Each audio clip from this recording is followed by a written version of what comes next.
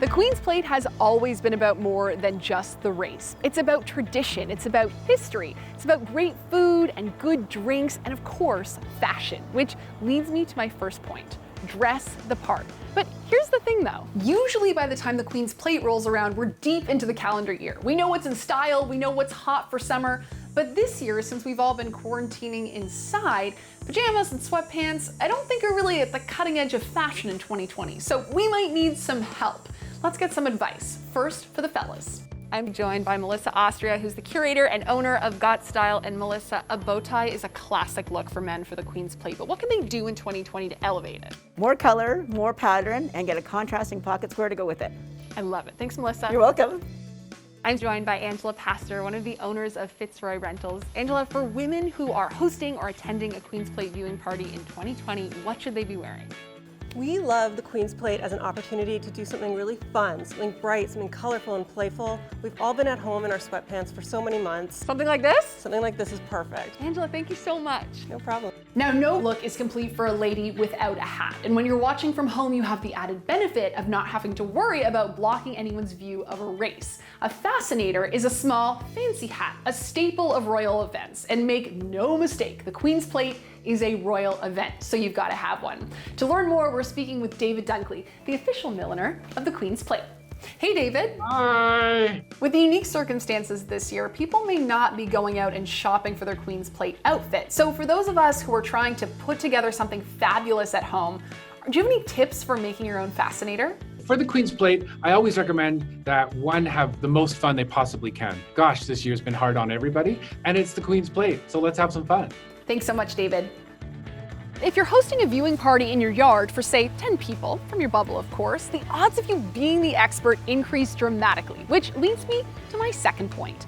Be the expert. Brush up on some facts and figures and sprinkle them into conversation, and before you know it, you'll be the expert. Here are a few to get you started.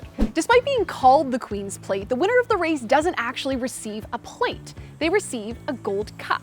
Here's another one for you.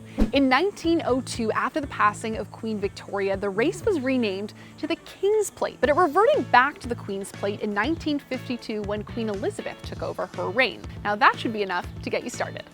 Part of the tradition of going to the track is making a bet, which leads me to item number 3. Place your bets at home. Even though you can't be here in the stands this year, it doesn't mean you can't make the race a little more interesting. Download the easy-to-use Dark Horse mobile app, and once you've registered, you can place bets right from your couch to hopefully turn an afternoon of cocktails and entertainment into a profit-turning venture.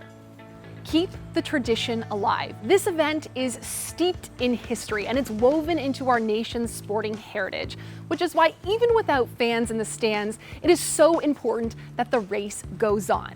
The tradition continues, but a new chapter is written. So get dressed up, whether you're attending a socially distant viewing party or you're just hanging at home. We all need a reason right now to get decked out.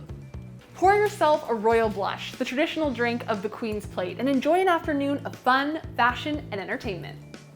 Eat well. Part of the experience of going to Woodbine is enjoying good food. So any Queen's Plate at home experience requires excellent food as well. Treat yourself and your guests.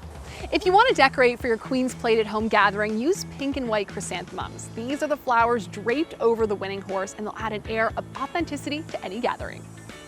Place your bets for bragging rights and to get a little extra cash into your pockets. But no matter how much you win, just tell your friends that you won 50 guineas. This was the original prize given to the winner of the Queen's Plate from the monarch.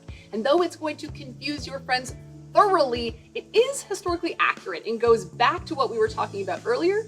Be the expert.